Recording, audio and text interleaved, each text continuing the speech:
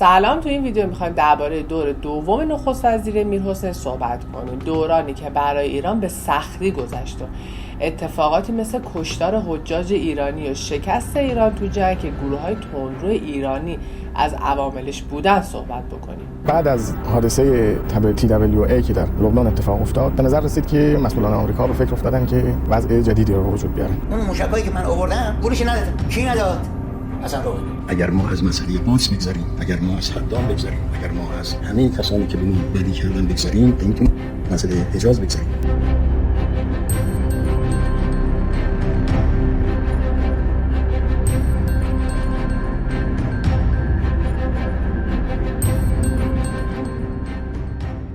تو ویدیو قبل ما درباره دوره اول نخست وزیری میرحسین و وقایع مهمش صحبت کردیم. دوره اول تموم شد و دومین انتخابات ریاست جمهوری تو 25 مرداد 64 در حالی برگزار شد که شورای نگهبان فقط 3 نفر رو تایید صلاحیت کرد که همگی از حزب جمهوری اسلامی بودن و حتی مهدی بازرگان هم رد صلاحیت شد. به گفته رفسنجانی تو کتاب امید و دلواپسی، این رد صلاحیت‌های گسترده باعث تحریم انتخابات از جانب مرعشی نجفی، صادق روحانی و شریعت مداری شد. مشارکت مردم هم نسبت به دور قبل 20% کاهش پیدا کرد و فقط 54.77% مردم تو انتخابات شرکت کردن. آقای خامنه‌ای برای بار دوم رئیس جمهور شد و میرحسین به عنوان نخست وزیر منصوب شد. اما به گفته رفسنجانی، آقای خامنه‌ای به دلیل اختلافاتی که با میرحسین داشت راضی به این انتصاب نبود. میرحسین و آقای خامنه‌ای تو چند چیز با هم اختلاف داشتن. میرحسین طرفدار اقتصاد دولتی بود، یعنی همه چیز زیر نظر دولت باشه و بخش خصوصی حذف بشه. اما آقای خامنه‌ای بیشتر موافق بود که بخش خصوصی نادیده گرفته نشه. اختلاف دیگه شون هم این بود که میرحسین مدعی شد که آخرین نفریه که از هر ماجرای با خبر میشه و اینو توی نامه استعفاش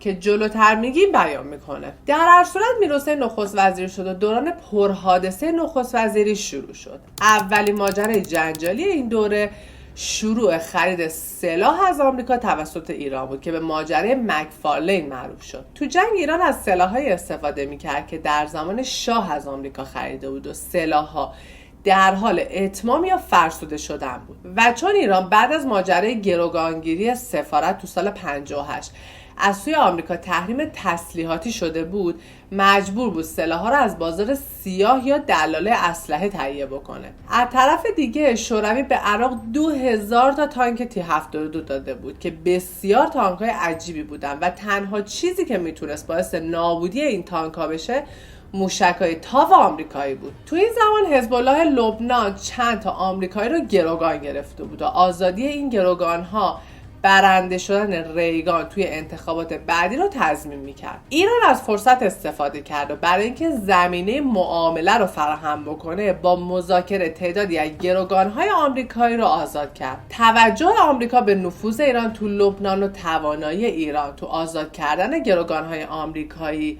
باعث جلب توجه دوباره آمریکا به ایران شد. از طرف دیگه آمریکا درگیر جنگ سرد با شوروی بود و نمیخواست که ایران ضعیف بشه و به دامن کمونیست بیفته. این وسط رابطه اسرائیل و عرب هم خوب نبود و اسرائیل تمایل به شکست عراق و پیروزی ایران داشت. به این شکل معامله از طریق یه دلال بین‌المللی اسلحه به اسم منوچهر قربانی‌فر و مشاور امنیت ملی میرحسین به اسم محسن کنگرلو شکل گرفت و مقدمات معامله گروگان و اسلحه فراهم شد. اما این معامله باید سری میمون چون جمهوری اسلامی شعارهای ضد آمریکا میداد و جو اون موقع جامعه ایران هم کاملا علیه آمریکا بود. اولین محموله سلاح تو 29 مرداد و دومی تو 23 شهریور وارد ایران شد و 2 گروگان آمریکایی آزاد شدند. در میانه معاملات ایران و آمریکا تو 6 فروردین 65 آقای خمینی ایست قلبی کرد که البته احیا شد و نیاز به جانشین برای آقای خمینی حس شد. به خاطر همین به توصیه رفسنجانی آقای خامنه‌ای و تایید آقای خمینی منتظری به عنوان قائم مقام رهبری تعیین شد. بعد از تعیین تکلیف ماجرای جانشینی رهبری معاملات از سر گرفته شد و آمریکا که امید داشت دوباره رابطه خوبی بین آمریکا و تهران برقرار بشه، یه هیئت 4 نفره رو توی 4 خرداد 65 به تهران فرستاد که شامل 3 آمریکایی و 1 اسرائیلی بود. در بین آمریکایی‌ها فردی به اسم مکفارلین بود که مشاور امنیت ملی ریگان بود. به خاطر همین این ماجرا به مکفارلین معروف شد. این 4 نفر با کیک و انجیل به تهران اومده بودن تا برای حسن نیت به سران قوا بدن که به گفته محسن کنگلو بچهای سپاه تو همون فرودگاه کیک‌ها رو خورده بودن. خودشون کیک و انجیل آورده بودن، درسته؟ بله. آقای هاشمی گفت کیک‌ها رو تو فرودگاه بچهای سپاه خوردن. آره. این بعیدم نیست. خیلی شلختگیه. آره. خیلی. مذاکرات تو تهران بدون نتیجه تموم شد و هیئت برگشت، اما به خاطر مسئله گروگان‌ها و نیاز ایران به سلاح معامله ادامه داشت تا اینکه روزنامه الشراع لبنان این معامله پنهانی رو فاش کرد. حالا روزنامه الشراع چجوری متوجه شده بود ایران پول قسمتی از سلاح‌هایی که تحویل گرفته بود و پرداخت نکرده بود که محسن کنگلو تو مصاحبهش مدعی شد که پشت تاثیر نشدن این پولا حسن روحانی بود. کی نداد؟ حسن روحانی. یه کسی مثل حسن روحانی چرا این کار نکرد؟ اما رفسنجانی تو کتاب خاطراتش میگه که این سلاح‌ها رو گرون به ما فروخته بودن. دلال‌ها مدعی‌اند یه مبلغی از ما هنوز طلبکارن، ولی ما منتظریم ببینیم قیمت واقعی چی بوده. قربانی فر که رابطه بین ایران و آمریکا بود، برای اینکه ایران رو مجبور به تصفیه کنه تصمیم گرفت از طریق منتظری که الان دیگه قائم مقام بود و اختیارات زیادی داشت اقدام کنه و به منتظری نامه نوشت و ماجرا رو براش شرح داد و به این شکل منتظری از ماجرا با خبر شد. منتظری قائم مقام رهبری بود و از اینکه از این ماجرا به این مهمی خبر نداشت بسیار ناراحت و عصبانی شد. منتظری قضیه رو تو بیتش مطرح کرد و سید مهدی هاشمی که برادر دومادش بود از این طریق از ماجرا با خبر شد. البته خود منتظری آگاهی سید مهدی از این طریق رو انکار کرد و گفت از طریق دیگه مطلع شده بوده. مهدی هاشمی که سردمدار جریان تندرو تو اون زمان تو ایران بود و علاوه بر این پرونده خیلی سنگینی هم داشت، این اطلاعات رو از طریق یکی از نزدیکاش به الشراع لبنان میرسونه و ماجرا رو لو میده. متاسفانه چشمان جریان تندرو به قدری کور بود که متوجه نبود که ایران در جنگ و به این سلاح‌ها نیاز داره. در هر صورت ماجرا به این شکل لو رفت و چون در اون زمان جو جامعه ایران بسیار بر علیه آمریکا بود، هیاهوی خیلی زیادی بین مسئولین و مردم شد و اعتراضات بالا گرفت که چرا با آمریکای خونخوار معامله اسلحه کردیم و تحت فشار جامعه معامله تو 13 اسفند 65 پایان یافت و ایران به خاطر عدم توانایی تامین سلاح‌های پیشرفته ضربه سنگینی تو جنگ خورد. رفسنجانی در مصاحبه با همشهری در این باره گفت که افشای این موضوع به ما خیلی ضربه زد. ما تا آنجا پیش رفته بودیم که نیازهای حساس ما را که از جاهای دیگر قابل تامین نبود تهیه کنیم. ماجرای مکفارلین البته خیلی پرجزئیات تره و ما فقط خلاصه گفتیم. اینکه قربانی فر کی بود، کنگلو چجوری باشه ارتباط برقرار کرده بود و آمریکایی‌ها چجوری به ایرانی‌ها اعتماد کرده بودن و غیره، که اگه دوست دارید جزئیات بیشتری ازش بدونید تو کامنت ها بهمون بگید تا ما یه ویدیو جداگانه دربارش بسازیم. جالبه که وقتی عملیات‌های ایران علیه عراق در زمانی که ایران از آمریکا سلاح می‌خرید و می‌بینید، متوجه میشید که عملیات‌ها اکثرا موفقیت آمیز بوده که تصرف فاو و جزایر مجنون و قطع دسترسی عراق به خلیج فارس از مواردش بود و ایران با موشک‌های تاو آمریکا 70 هواپیمای جنگی عراق رو ساقط کرده بود و تو خاک عراق پیشروی کرده بود. عراق هم تو 27 اردیبهشت 66 به خاطر همکاری تسلیحاتی آمریکا با ایران ناو استارک آمریکا رو میزنه که 37 آمریکایی توش کشته میشن. همین پیشروی ایران تو خاک عراق هم باعث شد که صدام قطعنامه 598 آتش بس رو توی سال 66 یک سال قبل از اینکه ایران قطعنامه رو بپذیره قبول کنه که شرح کاملش رو تو جریان قطعنامه توضیح میدیم. حالا بریم سراغ این سید مهدی هاشمی و ببینیم کسی که این ضربه سنگین رو به یک ملت زد و عملا باعث شکست ایران در لبه پیروزی بود دقیقاً چه کسی بود. سید مهدی هاشمی برادر داماد منتظری، روحانی شیعه و پاسدار بود که از تندروهای اوایل انقلاب سید مهدی هاشمی یک گروه درست کرده بود که افراد تندرو تو اون گروه جذب می شدن که البته جریان تندرو ضربه‌شو هم توی جریان مکفارلین به ایران زد و زمینه شکست یه ملت رو تو جنگ فراهم کرد. سید مهدی پرونده سیاهی هم داشت، اما خرابکاریاش فقط محدود به مکفارلین نبود و جاسازی 150 کیلو مواد منفجره در ساک حجاج ایرانی به منظور خرابکاری تو خاک عربستان هم توسط تیم سید مهدی انجام شده بود. همونطور که میدونید رابطه ایران و عربستان همیشه رابطه پرتنشی بوده، اما بعد از انقلاب علیرغم حمایت غیر مستقیم عربستان از عراق، رابطه ایران و عربستان در حال بهبود بود تا جایی که تو سال 65 حتی قبرستان بقیع رو برای ایرانی‌ها باز کردن و کروبی که نماینده رسمی آقای خمینی تو عربستان بود از پادشاه تشکر ویژه کرد. اما تو همین سال تو سایه یکی از کاروان‌های حجاج اصفهانی 150 کیلو مواد منفجره پیدا شد و همه کاروان تو عربستان بازداشت شدن. مقامات عربستانی وقتی دیدن حجاج همگی پیرن متوجه شدن که بدون اطلاع اونا محمول جاسازی شده و همه حجاج بجز 3 نفر آزاد شدن. هذه المادة تسمى سيفور وهي من المواد الشديدة الانفجار وهذه المادة تعتبر من المواد العسكرية. فضاحت تا جایی بود که کروبی نماینده رسمی آقای خمینی تو عربستان مجبور به عذرخواهی از مقامات عربستانی شد. بعد از آزادی حجاج اصفهانی رفسنجانی به نماز جمعه رفت و بعد از تشکر از مقامات عربستانی بابت آزادی حجاج زبان به گله باز کرد که چرا همه رو آزاد نکردن و چند تا رو نگه داشتن. به گفته کروبی این گله با واکنش منفی مقامات عربستانی مواجه شد و به کروبی بابت اظهارات رفسنجانی اعتراض کردن. بعد از کشف محموله مشخص شد که بعضی از گروه‌های تندرو می‌خواستن تو مکه انفجاری رو ترتیب بدن تا مکه و حج رو ناامن کنن و پادشاه عربستان رو مقصر ناامنی و این شرایط بدونن. جالبه که این رسوایی به قدری بزرگ بود که هنوز هم بعد از 38 سال دقیق مشخص نیست که کی مسئول این کار بوده و صحبت‌های غیر رسمی مسئولین سید مهدی و تیمش رو عامل این اتفاق میدونه. احمد منتظری پسر آقای منتظری تو مصاحبه مدعی شد که این کار زیر سر سید مهدی نبوده و 6 سپاهی که زیر نظر آقای رفسنجانی بودن مسئول این کار بودن. منتظری از قول پدرش میگه که یکی از اون 6 سپاهی نزد من اومد و گفت که مسئولین اصرار دارن حالا که ماجرای بمبگذاری لو رفته اینو گردن سید مهدی بندازیم و سید مهدی توی این ماجرا دخالتی نداشته. بعد از مصاحبه احمد منتظری محسن هاشمی پسر رفسنجانی هم مصاحبه ترتیب داد و کل ادعاهای احمد منتظری رو رد کرد و گفت یه گروه به صورت خودسر این کار رو انجام داده بوده. اما دعوای آقازاده ها سر ماجرای مواد منفجره به احمد منتظری و محسن هاشمی ختم نشد.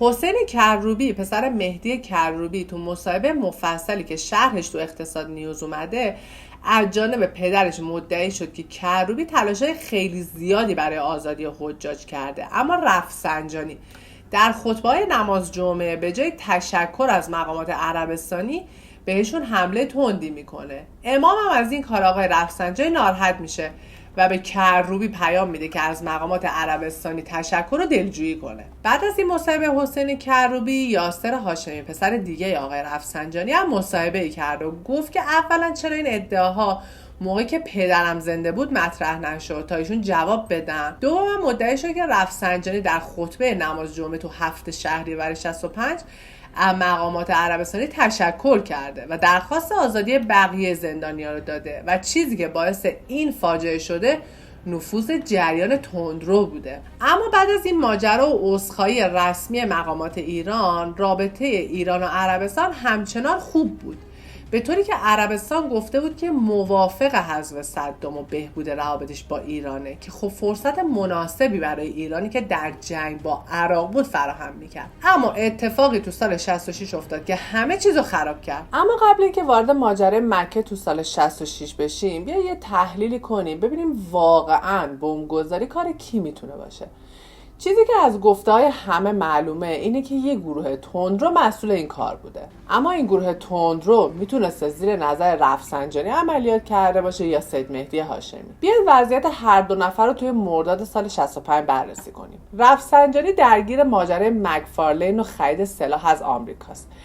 از اون طرف عربستان و ایران در حال نامه‌نگاری سر حذف صدامن. پس خیلی بعید به نظر میاد که رفسنجانی که اینقدر براش پیروزی در جنگ مهم بوده که با آمریکا و عربستان داشته به تفاهم میرسیده بیاد یه همچین ریسک بزرگی رو تو خاک عربستان کنه که احتمال حمایت دوباره عربستان از صدام رو ببره بالا. اما سید مهدی هاشمی سردمدار گروه نهضت آزادی بخشه که یه گروه تندروه که خونه تیمی دارن و نگهداری سلاح انجام میدن و چند فقره قتل هم تو پرونده شونه. از طرف دیگه سید مهدی متولد قحطریجان اصفهانه و قبل از انقلاب تو محدوده استان اصفهان مبارزه و فعالیت میکرده و این کاروانی هم که بمب‌ها تو ساکشون جاسازی شده از شهر نجف آباد اصفهان اومده. این دلیل میتونه این حرف خانواده رفسنجانی که ماجرای بمبگذاری کاری گروه تندرو خودسر به دستور سید مهدی بوده رو تایید بکنه. البته سید مهدی هاشمی 1 سال بعد تو 6 مهر 66 اعدام شد.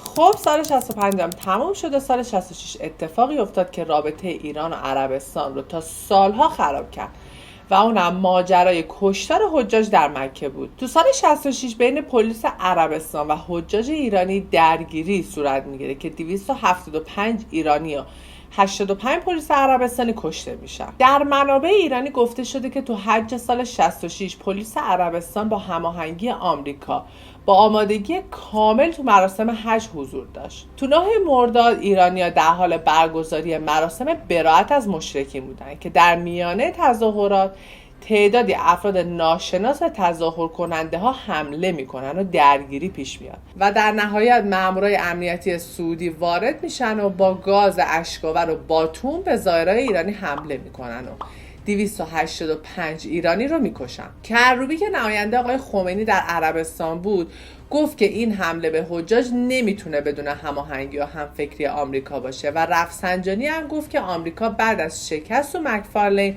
و خلیج فارس دست به این اقدام زده تا به ایران ضربه بزنه. آقای خامنه‌ای هم در مصاحبه گفت که علاوه بر آمریکا و مقامات سعودی منافقین هم پشت این قضیه و منافقین با چراغ سبز آل سعود تو این کشتار شرکت داشتن. در مقابل سعودی‌ها میگن که حجاج ایرانی میخواستن به مسجدالحرام وارد بشن و اونجا رو تصرف کنن و از بلندگوهای مسجدالحرام فریاد مرگ بر آمریکا سر بدن. بعضی از حجاج ایرانی هم زیر لباساشون قمه و چاقو داشتن و پلیس عربستان مجبور بوده به خاطر امنیت حج دخالت کنه. اما هیچ کدوم از این دو داستان روایت شده کامل به نظر نمیاد. ما تلاش کردیم با جستجوی بیشتر کمی این پازل رو کامل تر کنیم. برای فهم کامل داستان باید اوضاع منطقه رو بررسی کنیم. میدونیم که رابطه شیعه ها و آل سعود به خاطر تخریب بقی و اختلافات مذهبی و سیاسی دیگه تقریبا هیچ وقت رابطه خوبی نبوده و بعد از انقلاب این اختلافات تشدیدم میشه. چون اولا کشور عربی از اینکه انقلاب ایران روی کشور خودشون هم تاثیر بذاره میترسیدن. دوما از اینکه ایرانی‌ها تو شعاراشون آقای خمینی رو رهبر مسلمین کل جهان میدونستن راضی نبودن. بعد از انقلاب برخی حجاج ایرانی تو مکه تراکت‌های سیاسی پخش میکردن و تو مراسم براءت از مشرکین هم شعارهای تند سیاسی میدادن تا جایی که تو سال 60 منجر به درگیری بین حجاج ایرانی و پلیس عربستان میشه و یه نفرم کشته میشه. بعد از این آقای خمینی مردم رو به آرامش دعوت کرد و عربستان هم گفت فقط با شروط زیر اجازه مراسم براءت از مشرکین رو میده. اولا شعارها محدود به مرگ بر اسرائیل و مرگ بر آمریکا و مرگ بر شوروی باشه و علیه بقیه کشورهای اسلامی به خصوص مقامات سعودی شعاری ندن. دوما تراکت‌های سیاسی پخش نکنن که مقامات ایرانی هم قبول کردن و بعد از این مراسم براءت از مشرکین تو آرامش کامل انجام میشه. اما از سال 64 به بعد جنگ نفتکش ها آغاز شد و صادرات نفت از طریق خلیج فارس با مشکلات زیادی مواجه شد. خلیج فارس ناامن شده بود و علاوه بر نفتکش‌های ایرانی و عراقی نفتکش‌های کویتی و عربستانی هم مورد اصابت راکت‌ها قرار می‌گرفتن. و رفسنجانی هم تو مصاحبه گفته بود که اگه ما نتونیم نفت صادر کنیم اجازه نمیدیم هیچ کشوری هم نفت صادر کنه. تو سال 65 رابطه ایران و عربستان و همچنین رابطه ایران و آمریکا رو به بهبود بود. علتش هم این بود که همونطور که گفتیم حزب الله یه سری آمریکایی رو گروگان گرفته بود که ریگان به خاطر انتخابات پیش رو مجبور بود یه جوری آزادشون کنه و به نفوذ ایران نیاز داشت. ایران هم در جنگ بود و به سلاح‌های آمریکایی نیاز داشت. سلاح‌های آمریکایی باعث موضع برتر ایران تو جنگ شده بود و عربستان که دید برنده جنگ داره تغییر میکنه به سمت ایران تغییر جهت داد و همین باعث شد یکم اوضاع بین ایران و آمریکا و عربستان بهتر بشه. اما تو انتهای سال 65 با لو رفتن مکفارلین دوباره همه چی به هم ریخت و شلیک راکت‌ها به سمت نفتکش‌های عربستانی و کویتی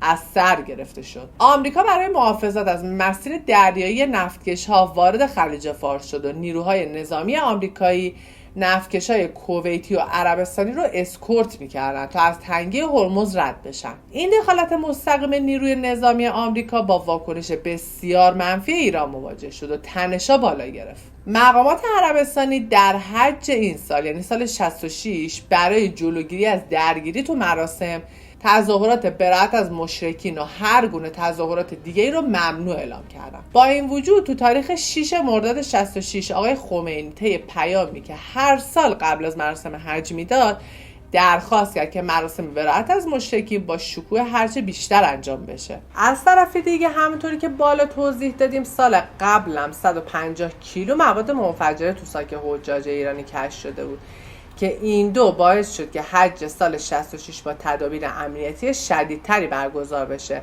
و عربستان حالت آماده باش به خودش بگیره. تظاهرات آغاز شد تا اینکه دو اتفاق افتاد. عده‌ای از افراد تندرو که در بعثه امام نفوذ کرده بودن از مردم میخوان که تظاهرات رو متوقف نکنن و به سمت مسجد الحرام حرکت کنن و تا داخل خونه خدا مراسم رو ادامه بدن. در همین حین افراد ناشناسی از پارکینگ های اطراف شروع میکنن آجر و سیمان و غیره ریختن روی سر حجاج ایرانی. به این ترتیب درگیری شروع میشه و پلیس عربستان وارد میشه. ایران ادعا میکنه که پلیس عربستان از قبل مسلح بوده و به مردم حمله کرده و 285 کشته ایرانی نشون میده که این ادعا درسته. در مقابل عربستان هم مدعی شد که برخی حجاج ایرانی زیر لباسای خودشون چاقو و قمه داشتن که کشته شدن 85 پلیس عربستانی هم میتونه اینو تا حدودی تایید بکنه. این ماجرا البته همچنان یه سری ابهامات داره. اینکه اولا اون گروه تندرو ایرانی کیا بودن، دوم اون ناشناسایی که به حجاج ایرانی حمله کردن کیا بودن. منتظری بعد از ماجرای کشتار حجاج تو نامه‌ای به آقای خمینی نوشت که بر اثر تندی بچه‌ها و حمله‌ای که از طرف بچه‌های نپخته ما شروع شد این وقایع رقم خورد و همه گناه گردن سعودیان نیست. همچنین رفسنجانی تو کتابش آورده که عبدالله نوری بهش گفته که نفوذ گروه تندرو در بعثه در بروز حادثه بی تاثیر نبوده و مهار از دست در رفته بود. البته نه رفسنجانی و نه منتظری اسمی از این افراد تندرو تو کتاباشون نیاوردن. بعد از این ماجرا مردم به سفارت عربستان و کویت حمله میکنن. سفارت عربستان تو تهران تعطیل شد و تا سالها روابط دیپلماتیک ایران و عربستان قطع بود. اتفاق بعدی که تو این دوره افتاد انحلال حزب جمهوری اسلامی بود. حزب جمهوری اسلامی از درون به اختلاف خورده بود که مهمترین این اختلاف بر سر مسائل اقتصادی بود که بین گردوندن کشور با اقتصاد دولتی یا آزاد با هم اختلاف نظر داشتن. در نهایت آقای خامنه‌ای و رفسنجانی نامه‌ای به آقای خمینی زدن و درخواست کردن که با انحلال حزب موافقت کنه و آقای خمینی هم موافقت کرد و حزب جمهوری اسلامی بعد از 8 سال فعالیت تو 11 خرداد 66 منحل شد. همونطور که در انتهای ماجرای مکفارلین توضیح دادیم صدام از ترس سقوط قطعنامه رو تو 66 قبول کرد. تو این زمان ایرانی که دست بالا رو در جنگ داشت و حتی تا شرق بصره پیش رفته بود بدون مخالفت با قطعنامه آتش بس رو اجرا نکرد. اما ماجرا جور دیگه ای رقم خورد و کمتر از 1 سال بعد زمینه‌های شکست و پذیرش قطعنامه فراهم شد. تو 25 اسفند 66 عراق با سلاحایی که داشت حلبچه رو به بهونه اینکه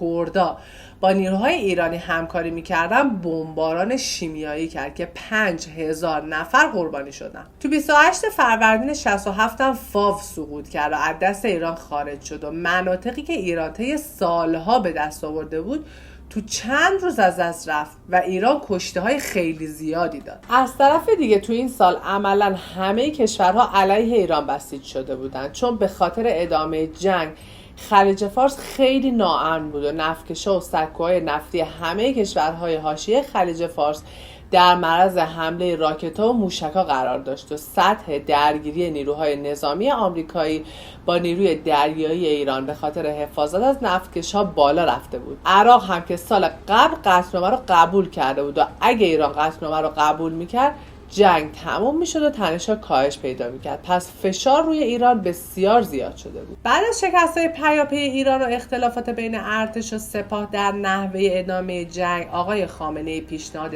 تشکیل ستاد فرمانده کل قوا رو داد تا کل نیروهای مسلح زیر نظر یک نفر باشن و آقای رفسنجانی رو پیشنهاد کرد و آقای خمینی هم قبول کرد و ستاد کل نیروهای مسلح با ریاست آقای رفسنجانی تشکیل شد. ایران بعد از این ماجرا وضعیت قوای خودش رو در مقابل عراق تخمین زد و دید هیچ رقمه پیروز جنگ نیست. تو همین دوران که ایران درگیر تصمیم درباره پذیرش قطعنامه 598 بود، تو 12 تیر یه ناو آمریکایی به هواپیمای مسافری ایران که از بندرعباس راهی دبی بود شلیک کرد و همه 290 نفر مسافر و خدمه کشته شدن.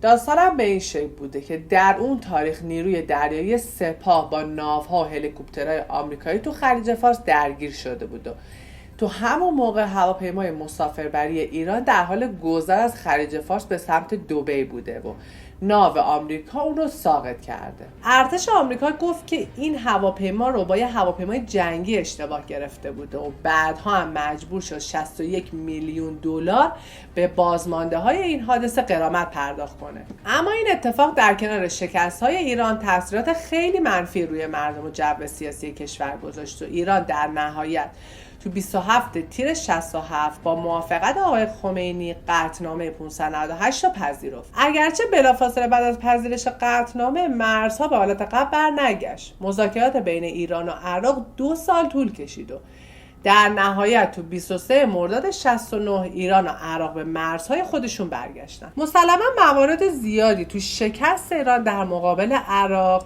تاثیر داشته، اما با توجه به مطالبی که ما گفتیم میتونیم 4 تا مورد رو جمع‌بندی کنیم. 1. بعد از مکفارلین ایران نتونست از آمریکا سلاح تهیه کنه و در مقابل عراق از شوروی مقادیر زیادی سلاح گرفته بود و تا دندان مسلح بود. 2. مغزای متفکر ارتش و سپاه مثل باکری، همت، چمران، باقری، جهان‌آرا، متوسلیان، بابایی، دوران و فکوری در جنگ کشته شده بودند یا امثال افضلی اعدام شده بودند و تعداد افراد متبحر در جنگ روز به روز در حال کاهش بود. 3. بعد از ماجرای کشتار مکه، عربستان دوباره شروع به حمایت از عراق کرده بود. 4.